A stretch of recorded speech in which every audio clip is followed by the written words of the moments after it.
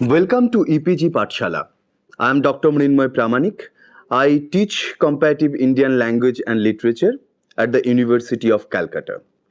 Today we will discuss Module 25 of the paper Translation Studies, and this module is on translators community in India. To begin this discussion, we need to find answers of few questions. Rather, we have to go ahead a step further to answer few questions. The questions what should be addressed in this context are whether there was any community of translators in pre-colonial India. Why do we need a community of translators, and if the communities are there, what is their role in the practice of translation? Going a step ahead to the question may be helpful to understand the position of translation and translators in India. When we talk about translators community, we hint to know whether there is a professional practice of translation, whether there is specific methods for each type of translation, whether there is good response of translated text in different cultural systems in India. These are the basic issues which will give birth of the community of translators. There might be specific method of translation, and also there might be a good readership of translated text, but common aims of the translators initiates a possibility of birth of translators community. When a society takes translation more sincerely and professionally, translators community also necessitated. In pre-colonial India, it will not be too wrong to claim that there was no as such community understanding or community engagements of the translators, though we can find common trends in different translation works. In colonial India, we find translation as a collective work or at least collaborative work, and thus translators emerged as a group. Groups holds the basic unity of community. As I understand, community as a much bigger term than group.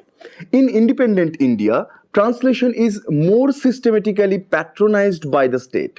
Different institutions are established and each one has their own translation agenda, which let us understand the community autonomy in case of translating. It is not only the issue of pre-colonial or colonial India. In contemporary times, also translations are mostly unorganized, and translating is not commonly observed as a service sector to the people.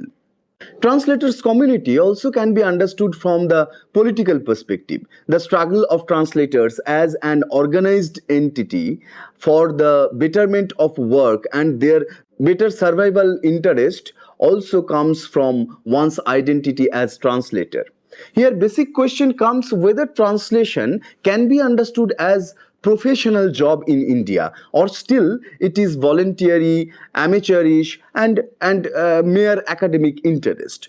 So one side we are in search of translators community in India, and in other side we are looking for the attitude of translators and the greater society towards the work of translation itself.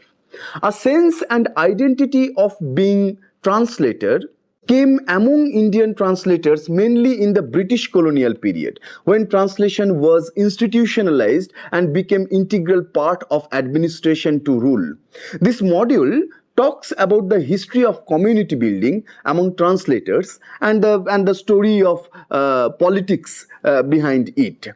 The first part of the module deals with the medieval India and British modern India and the patronization of translation. And it shows how the patronization of translator brought the changes among the translators to identify themselves as a group of translators.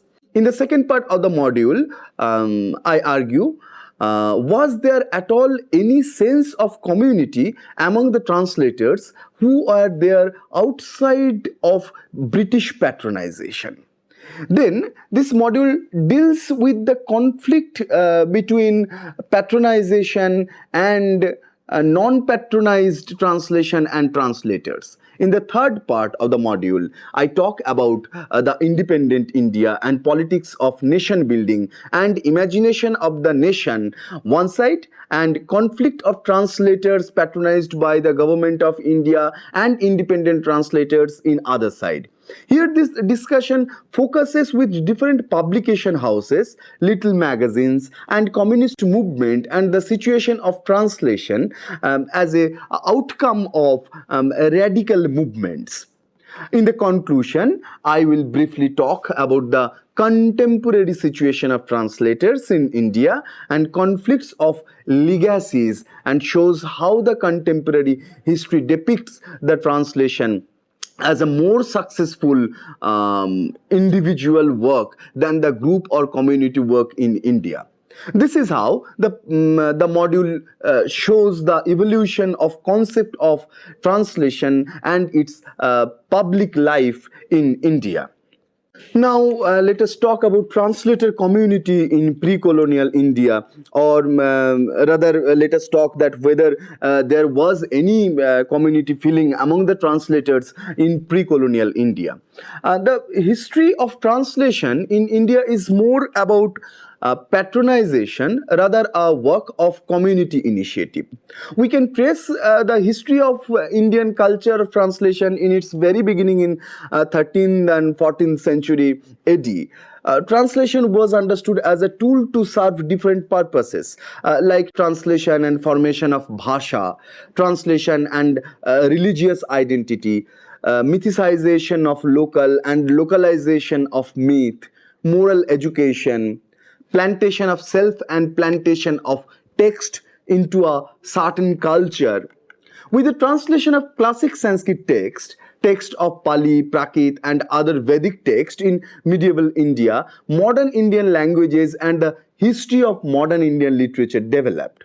In this era, translation was considered as one of the most powerful tool to fight against the power of newly established Islamic rule in different parts of India. The Mahabharata, the Ramayana, the Veda, the Upanishad, the Purana, etc. were translated into modern Indian languages. This was a project of educating the lower caste Hindus and to make them realize about the religious teachings. It was to make them aware in which religious tradition they belong. As the upper caste Hindus who actually confined the knowledge of Hindu religious text only into Sanskrit, and the lower caste people did not have a right to access Sanskrit text or to Sanskrit education. During this time, when upper caste Hindus were very much worried to save their religion from the Islamic ruler, the Kathak Thakura, the performer who used to sing and dance and used to perform the stories of the Mahabharata, the Ramayana and the Purana from one home to another, from one door to another, and at the common place of people's meetings, they started performing. So such kind of initiative was actually the group work of translating the Indian classics, Sanskrit classics and the religious text. So they had a community feeling. They had their very specific agenda of translating the religious text, the literary text of Sanskrit and text from ancient Indian literary and philosophical tradition, and they initiated the performative translation. This is how the myths became localized and the local became mythicized. Many other Sanskrit texts like the Hitopadesha, the Katha Sagara were translated by the order of different kings to educate their sons. Literary works and the translations both were dominated and patronized either by temples or by the royal courts. And this is how the literature, more specifically the translations, were influenced and instructed by the upper class or by the dictators. Beside this religious tension of the upper caste Hindu, Indian people observed another experience of cross-culturalism with the Islamic rule. A new trend of literature and a new force of translation came into being in different parts of India. For example, I can talk about Arakan Rajsabha and Royal Court of Arakan of Chattogram of now Bangladesh, the then Bengal province of Mughal India and later British India, who translated different Persian and Khariboli. Khariboli, I mean, the modern Indian language Hindi took birth from the Khariboli. So Arakan royal court, they used to practice the Persian language and Khariboli language very well. The poet Daulat Kaji translated Malik Muhammad Jaisi's Padumabad into Bengali, what became a text of cultural identity of the Muslims of Bengal. And this text has immense influence among the Muslim community, and there was a culture of community reading. So retelling and the performing story was one another form of translating even in modern India by the Muslim communities who used to retell the stories from Padumabad. This happened for the Hindu communities also, because in manuscript culture and when the printing culture was not much circulated among the people of India, the people used to meet in a common place and they used to read a particular text, particular religious or literary or classic text, and that was a kind of community reading, and this is how text used to be translated orally, and text used to be translated with different physical gestures. So in medieval India or in the early modern India, this was another form of translation. And this translation necessarily involved a community. It engaged different kinds of people, the speaker and the listeners. This is how the community was started to be built in medieval India or in early modern India, and translation appeared as community work or as a group work, and it was deeply culturally and it was culturally rooted among the people of Muslim and Hindu communities, with the reading and performing the cultural text of the communities. Now, the same kind of experience of translation, of cross-culturalism, can be found in different parts of medieval India also.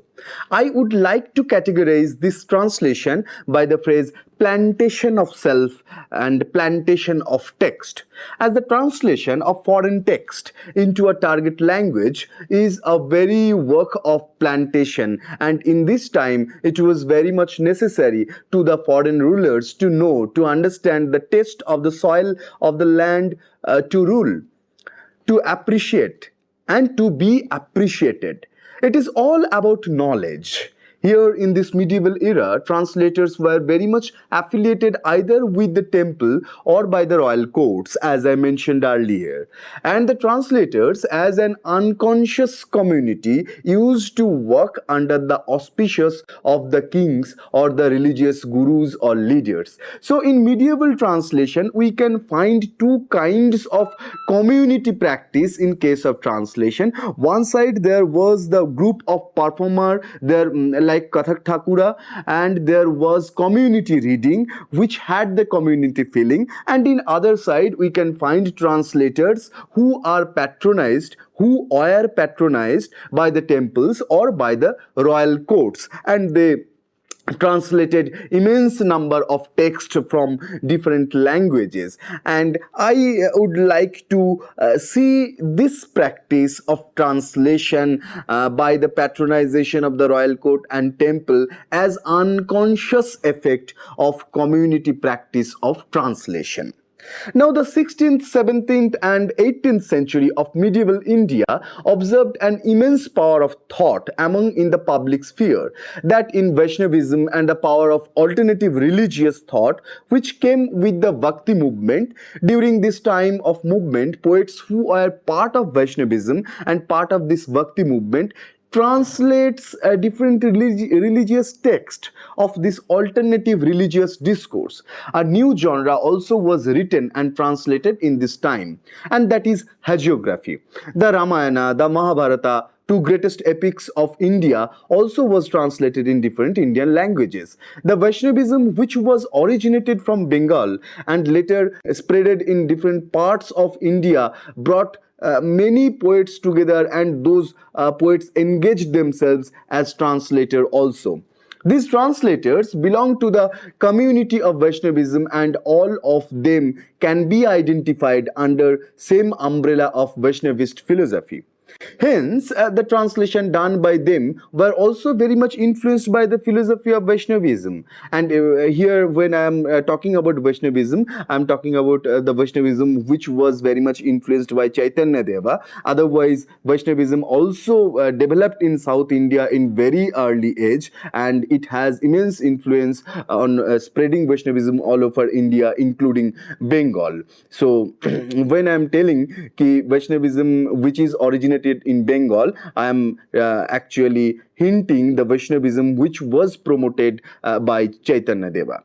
Anyway, these Vaishnavized poets and the translators, they shared this common ideology. The famous translation of this era was like Krittivas's Bengali Ramayana, Kashiram Das's Bengali Mahabharata, Madhav Kandali's Assamese Ramayana, Sarala Das's Oriya Ramayana, etc. And when Krittivasa was translating his Ramayana, the later history says why Krittivasa was so much popular in Bengal, why Krittivasa was so much promoted, because Krittivasa, who took born in Fulia, which was very near to Navadvip, which was the land of Vaishnavite philosophy and Nyaya philosophy, and practicing the intellectual discourses and dialogues in medieval India. So Krittivasa took born in that culture. So Krittivasa was very much promoted. Though by saying that Krittivasa was promoted with the Vaishnavite culture or the Vaishnavite environment, I don't claim that Krittivasa doesn't have his poetic merit. He definitely has his poetic merit, but this culture also helped him a lot to be circulated among a wide reader, to a larger readership.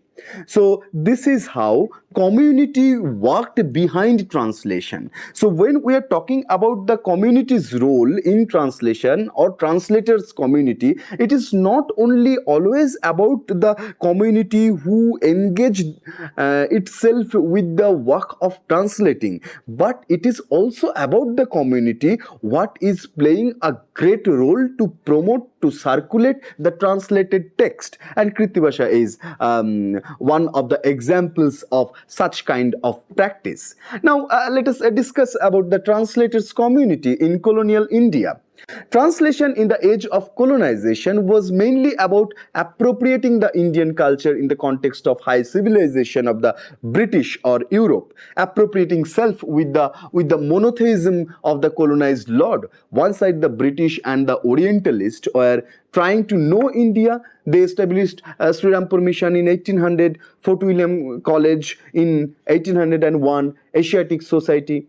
William Carey, a British missionary and one of the pioneer of Bengali prose, tells while translating the Bible into Bengali, he commented that I quote, "I employ a pandit with whom I go through the whole in as exact manner as I can. He judges the style and syntax, and I of the faithfulness of the translation. I have, however, translated several chapters together which have not required any alteration in the syntax whatever, yet I always submit this article entirely to his judgment. I can also, by hearing him read, judge whether he understands his subject by his accenting his reading properly and laying the emphasis on the right words. If he fails in this, I immediately suspect the translation." I unquote. This very comment of William Carey while he was translating Bible into Bengali, this very comment shows that translation was necessarily taken as group work if it is not identified as a very particular community, but it was understood as a group work because of achieving the adequate quality of translation. Translation as a group work not only was practiced for the Bible for other works also, like in the late 18th century when Lebedev was translating drama for the Bengali stages, he also took help from the Sanskrit Pandits or Bengali scholars. These language experts had immense contribution in the whole project of translation in colonial India, though their names were hidden with power of the whites. The English educated newly elite Indian had to appropriate themselves with the colonizers, the lords. So this class, people like Raja Rammohn Rai, started translating Upanishad to establish the Indian culture of monotheism. Different Sanskrit Pandits like Madan Mohan Tarkaratna, Ramnarayan Basu, etc. started translating Sanskrit text in Bengali as the then Calcutta was situated in Bengal and these colleges were established in Bengal.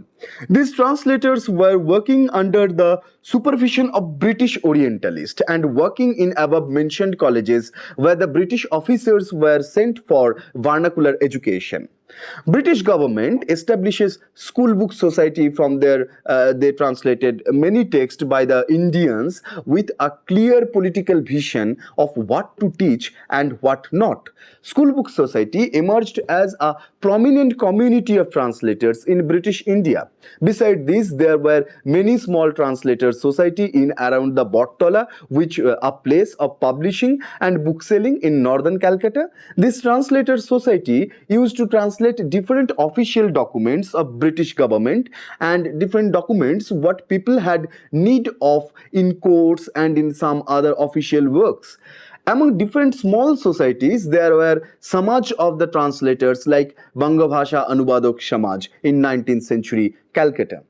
Translational culture of 19th century India showed that whole method and authority of patronization and supervision made the translators in British India to think in a common way for choosing literature, translating it and publishing it.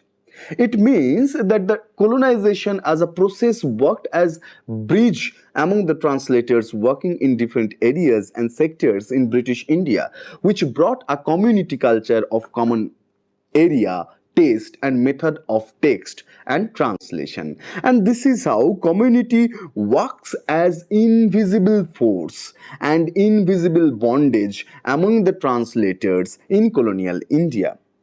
1800 to first half of 20th century is also about the translation of European modernity into different Indian languages and literatures. This continuous encounter with the colonized modernity expands the idea of world literature too.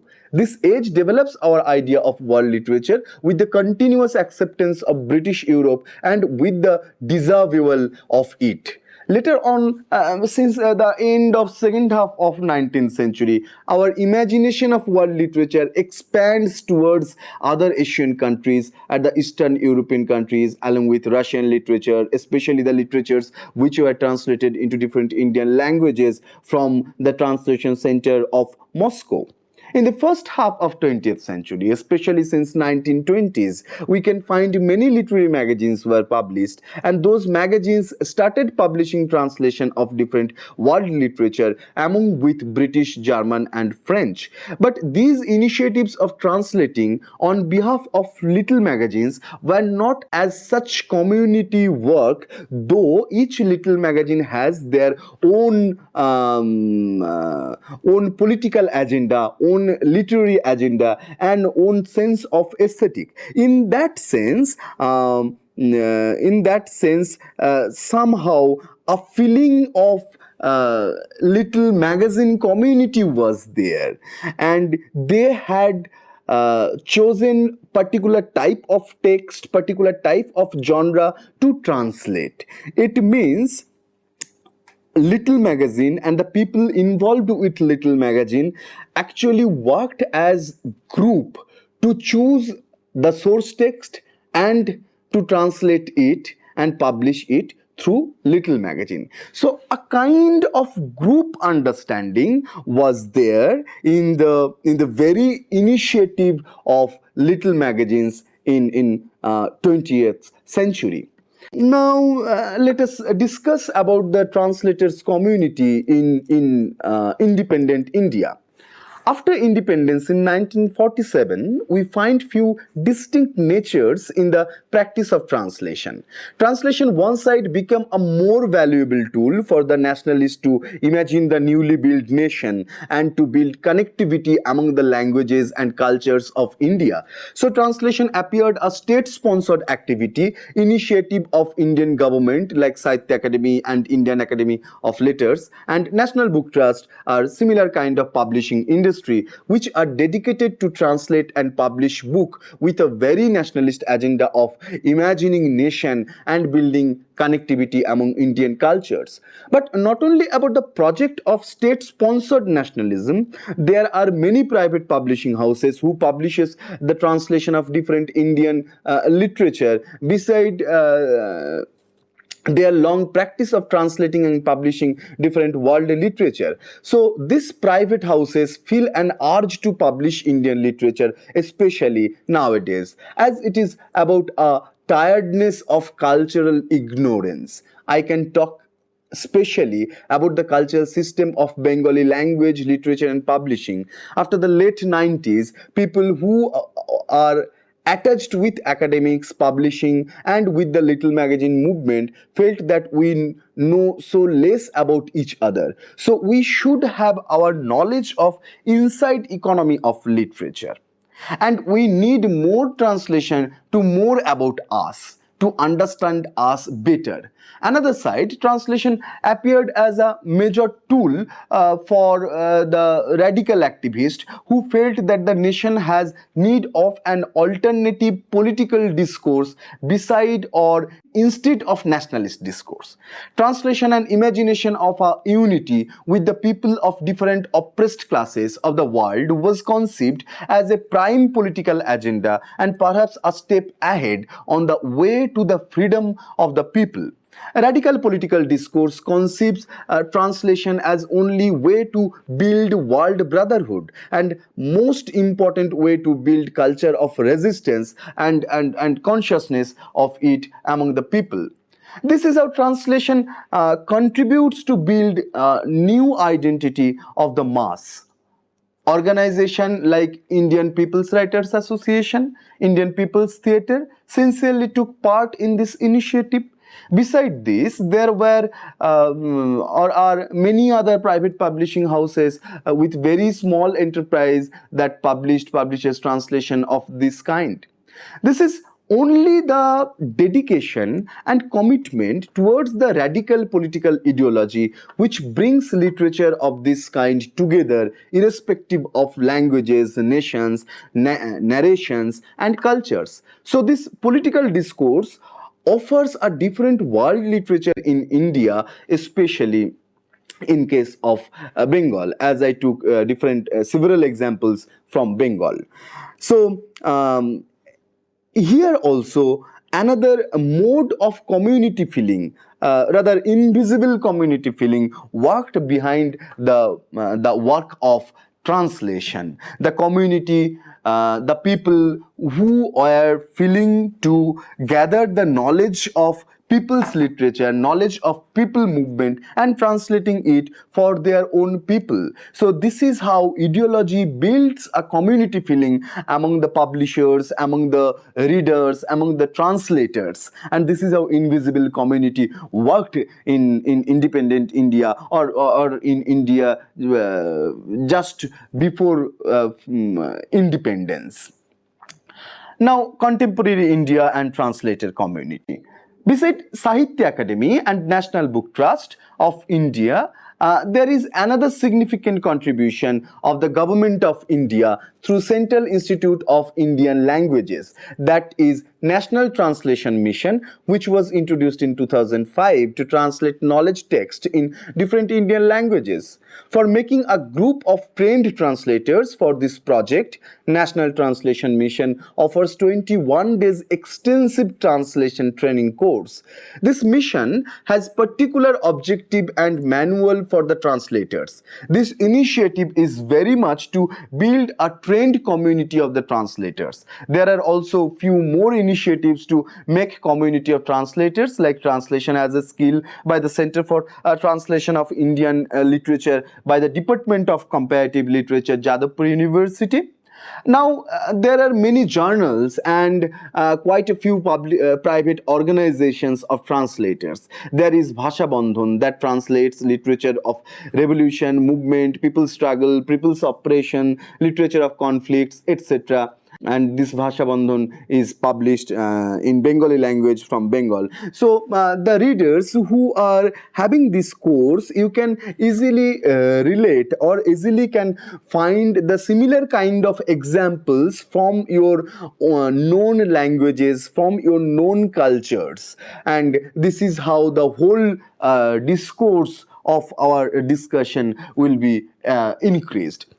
Besides such kind of little magazine and private publishing houses, there is Indian Translators Association, what organizes conference and publishes on translation, and it builds its connection with different countries, especially the countries of East Asia.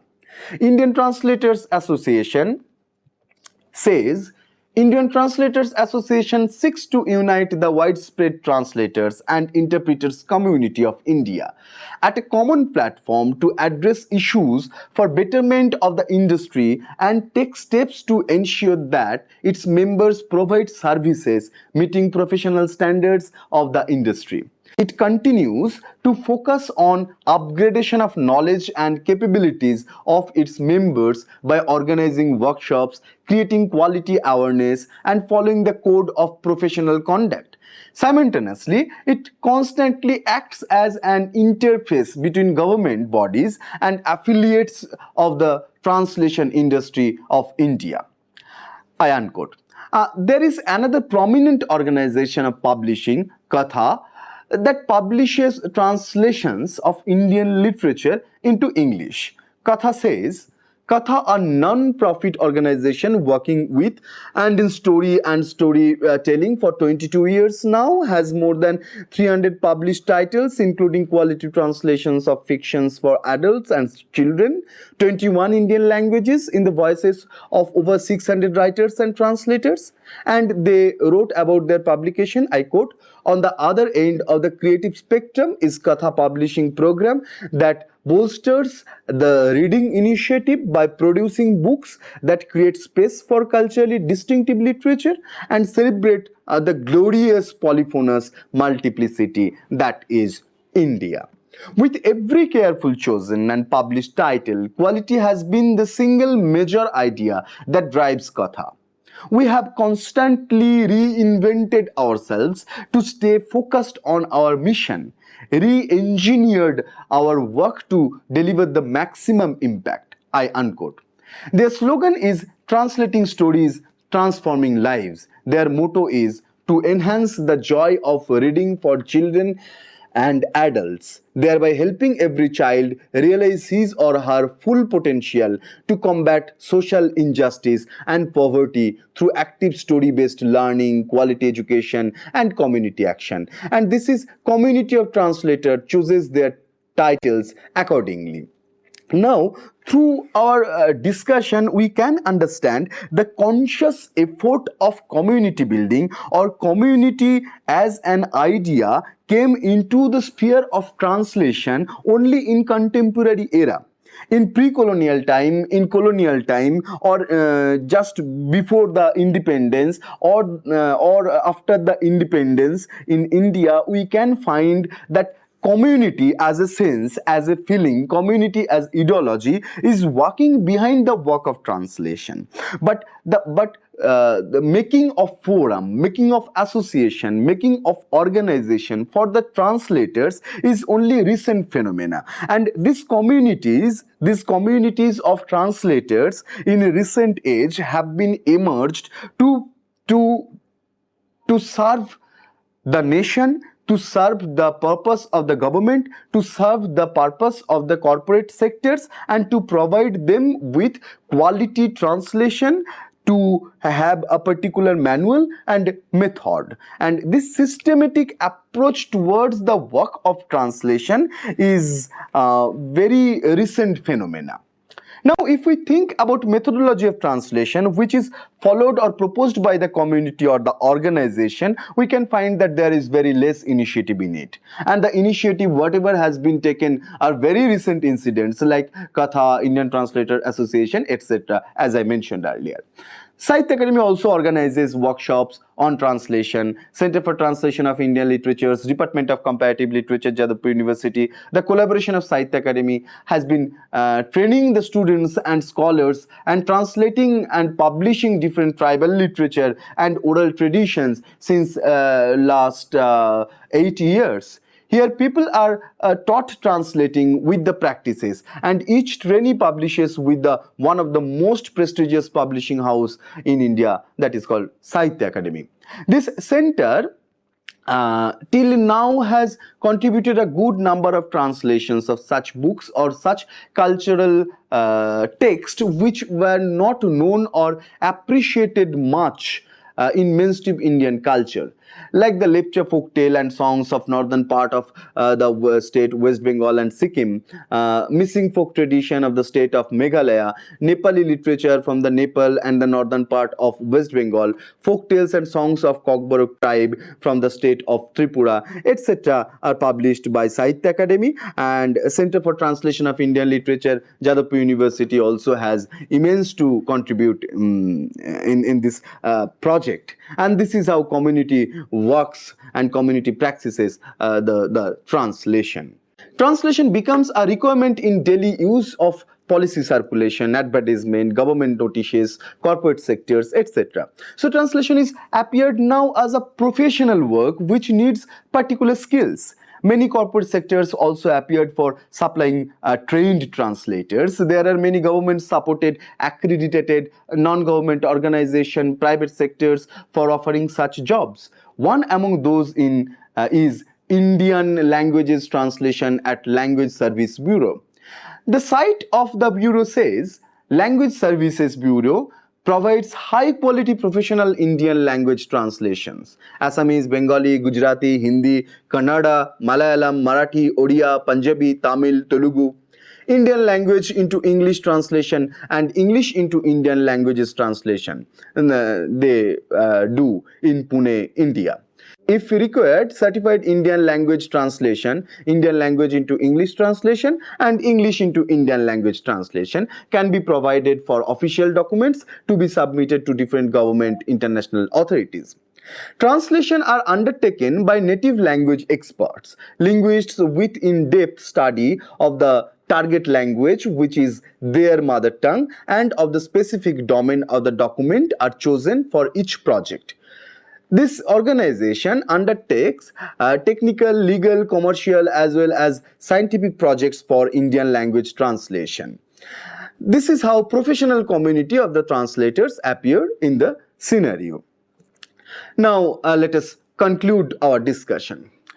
Religion is one of the most driven force to build translators community. The Gita Press Gorakhpur is one of the examples that translates ancient Sanskrit and Hindu religious texts in different Indian languages. They sell it in very cheap price and their circulation is very well all over India. Ramakrishna Mission also translates for spreading the words of the Ramakrishna and Vivekananda.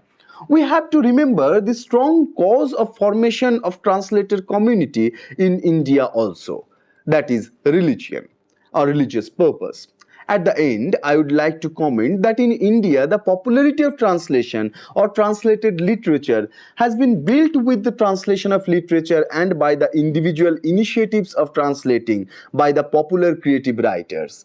The trainings what are going on by different organizations are mainly for the technical translations or for the translations of knowledge books. Conscious appearance of community in translation work is colonial phenomena, and it becomes more visible in contemporary India for the growing demand of translation to engage more people with the knowledge of law, with the whole issue of market economy. At the end of this discussion, I should rather say that in the ancient India, in medieval period, and even in British India, all these communities of translators, rather the communities of educated people, gathered because of some common causes, engaged themselves with the work of translation too. In conclusion, I categorize the character of the translator communities. One is the community that is patronized by the power, by the word power. I here mean the power of state, power of the ruler, or the power of the such a community who took part in decision making. The other is the community patronized by the act of resisting power.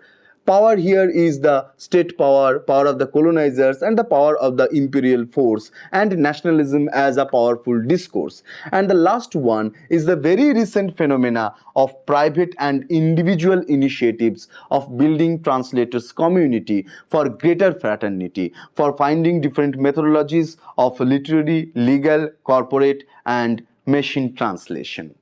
Thank you.